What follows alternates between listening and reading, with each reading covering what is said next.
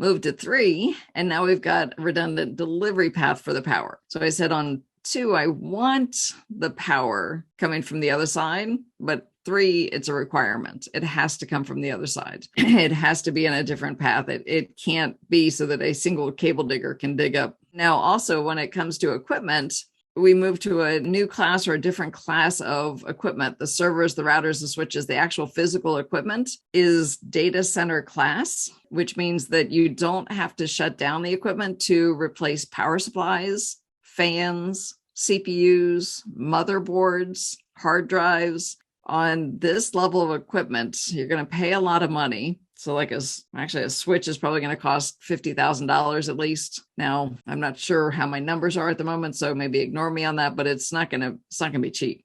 But with the data center tier of equipment, literally everything in a box can be redundant. Doesn't say here that everything in the box is redundant, but any maintenance should not require it to be shut down. So it should be at that level. CPU, motherboards, hard drive, network, power, fan, all the components of the machine should be redundant, and you don't have to shut it down, so you can do hot swapping. So it's a hot swappable box. Hot means it still has power, so be careful what you're doing. There's power to the box and you're pulling out pieces of equipment. All right, and how much networking equipment you have is twice what you need. So N being what you need, and we would have double. So if I need 2 routers, I have 4. If I need 4 switches, I have 8. It's not that simple. It takes a little bit more calculations to make sure that you have twice what you need.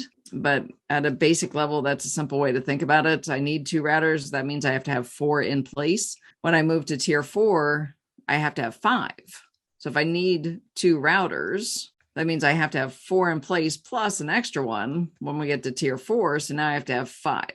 At tier 3, I only needed 4 numbers. So again, same thing. You're not doing calculations on this test, just trying to explain the concept.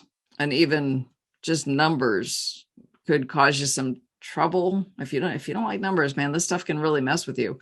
But stuff like this, I would recommend that you get familiar with anything where there's been level 1, 2, 3, maybe a 4, maybe a 5, maybe a 6, maybe a 7. Get to know each of the different levels.